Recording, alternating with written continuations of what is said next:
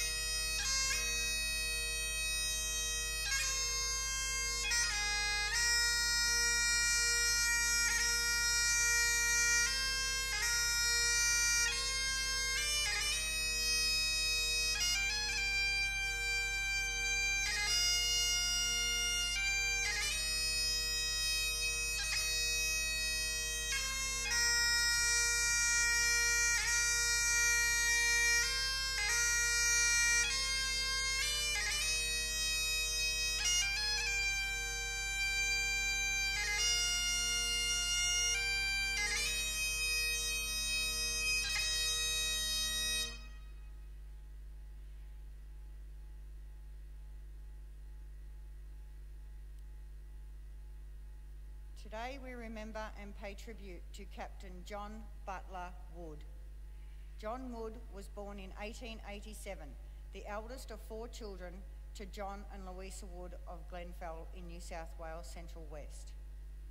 The Woods were well known and respected pioneer family who grazed sheep and wheat in the Grenfell area at the turn of the century, but had settled at Milson's Point in North Sydney in the decade before the war.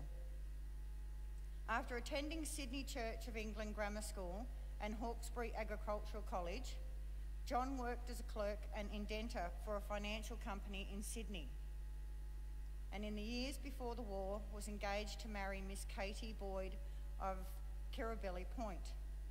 He had been an artilleryman in the pre-war militia and had attained the provisional rank of First Lieutenant.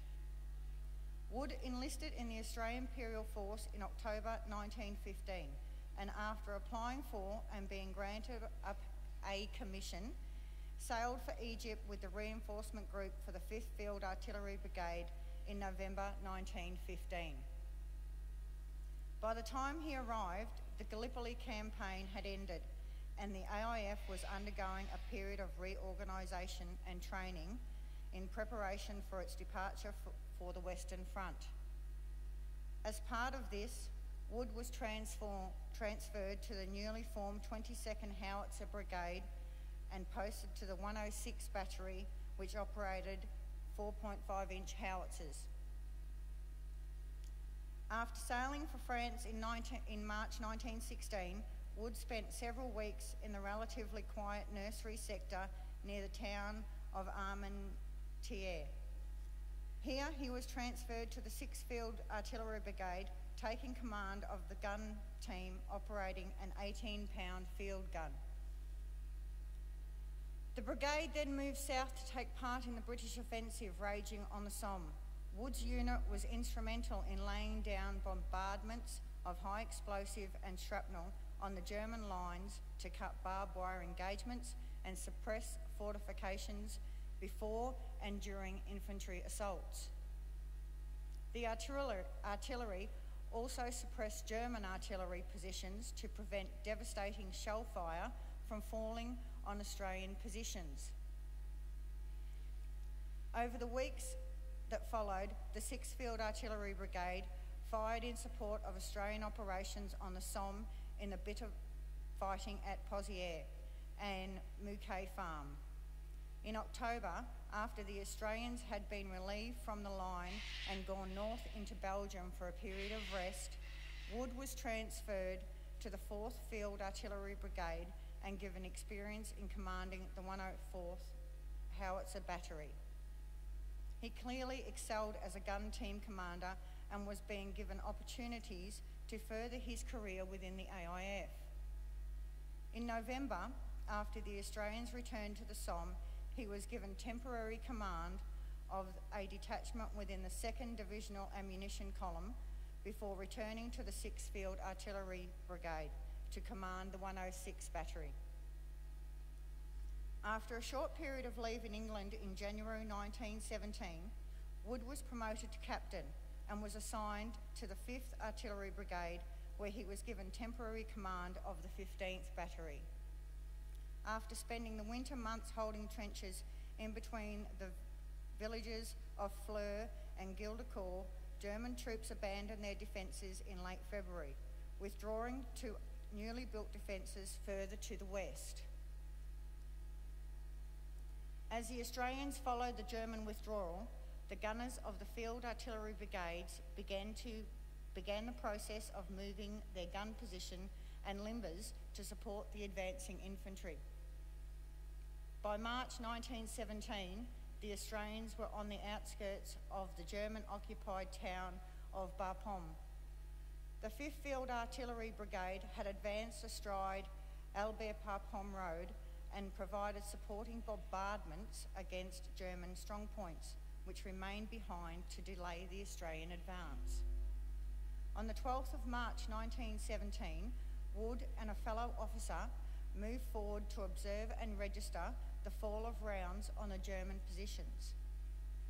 When they were spotted by German troops who subjected the area to shell fire, The officer with Wood at the time later wrote, "We lay down behind some wire and the Germans stopped. We commenced our registry again and they opened up on us a second time. And this time it became so hot that Captain Wood and myself with our telephonist all got into a shell hole, but the Boche kept on firing. In order to escape the bombardment, a decision was made to evacuate the relative safety of the shell hole. As the men were preparing to make a run for a new shelter, a German shell exploded on the lip of the crater. John Wood was killed instantly. Several others were seriously wounded.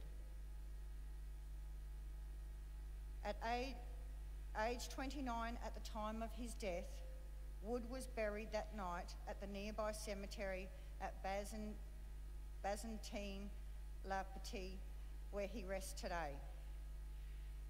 A small epitaph penned by his grieving mother appears on his headstone.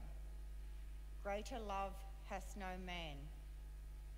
His name is listed on the Roll of Honour on my right amongst almost 62,000 Australians who died while serving in the First World War. His photograph is displayed today by the Pool of Reflection. This is but one of many stories of service and sacrifice told here at the Australian War Memorial. We now remember Captain John Butler Wood, who gave his life for us, for our freedoms, and in the hope of a better world.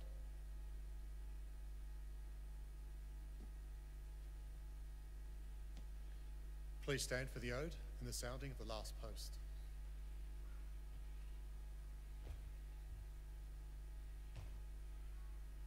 They shall grow not old, as we that are left grow old. Age shall not weary them, nor the years condemn. At the going down of the sun and in the morning, we will remember them.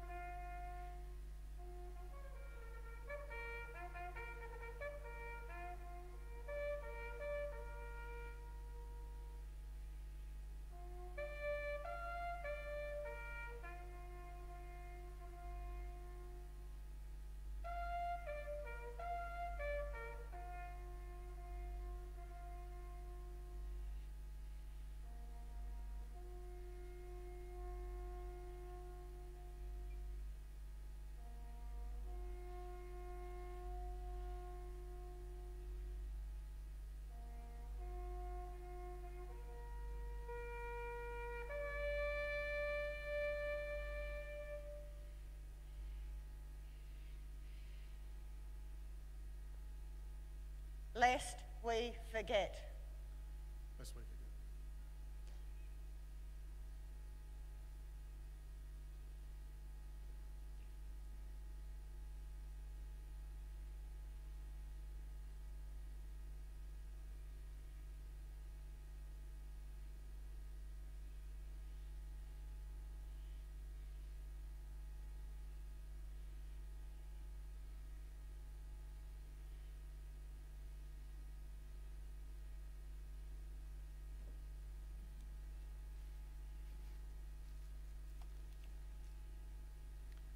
We leave you this evening with the words of the memorial's founder, Charles Bean. Many a man lying out there at Pozieres or in the low scrub at Gallipoli with his poor, tired senses barely working through the fever of his brain has thought in his last moments, well, it's over. But in Australia, they will be proud of this. Ladies and gentlemen, that concludes the last post ceremony Thank you for visiting the Australian War Memorial and good evening.